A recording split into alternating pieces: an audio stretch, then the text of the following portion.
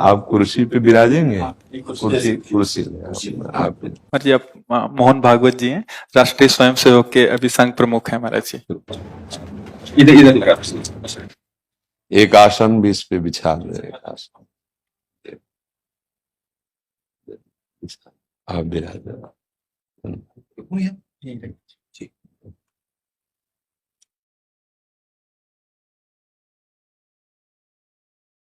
ये भी हाँ, पहना दीजिए।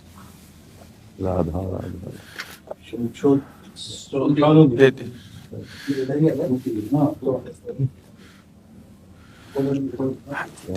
दीजिए।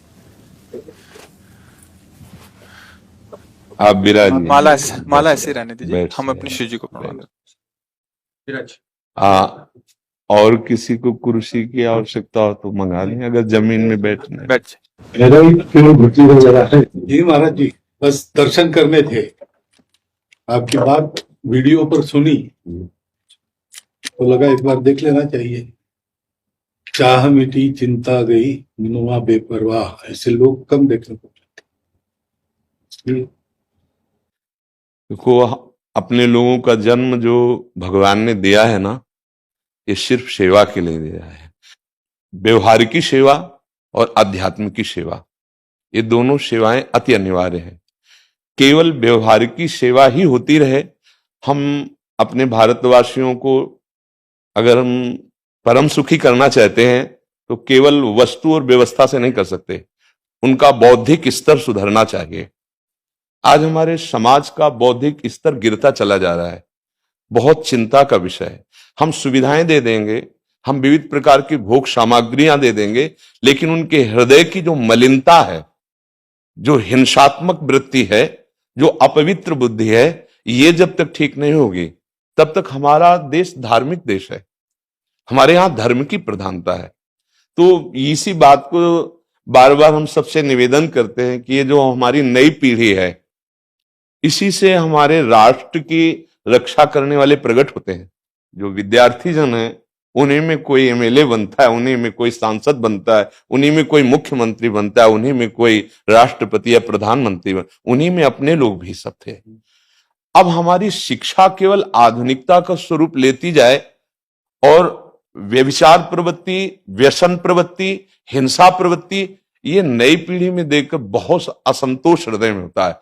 इसीलिए कितनी भी शरीर में पीड़ा हो, हम प्रयास करते हैं जितने से जितने सामने हमारे भगवत स्वरूप जन आते हैं, पहले बुद्धि शुद्ध होनी चाहिए। मय्ये वो मन आदत्स्व मई बुद्धिम निवेश है, तो निवशिष्यति मय्ये वो अत ऊर्ध्वम न संशया, तू मेरे में ही निवास करेगा, अर्थात भगवदानंद में।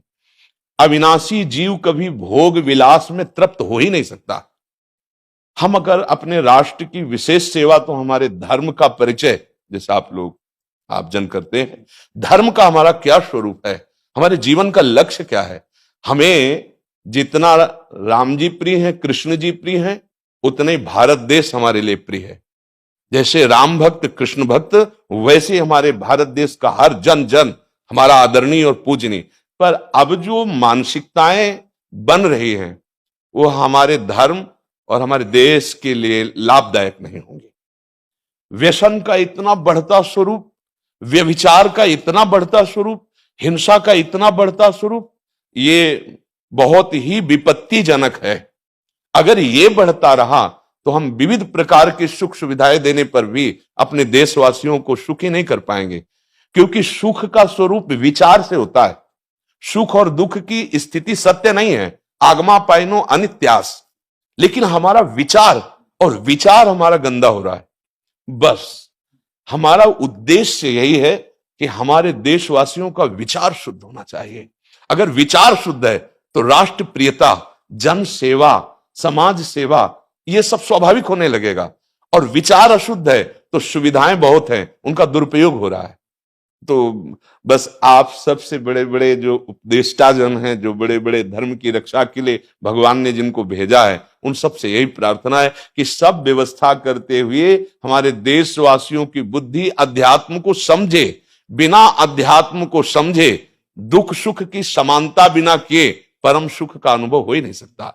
इस मायाकृत भोग पदार्थों को भगवान ने दुख योनया कहा है। मानो एक बोर्ड लगा दिया, दुखालयम अशाश्वतम।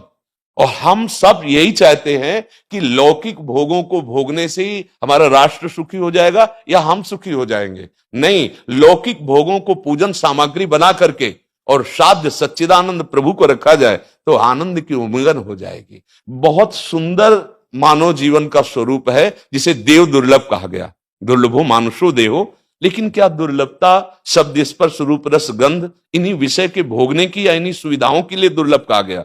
दुर्लभ है किसी सच्चिदानंद सुख के लिए। और उस सुख को तो हम भूले हुए एकदम बहते हुए शब्द स्पर्श रूप रस गंध के प्रवाह में चले जा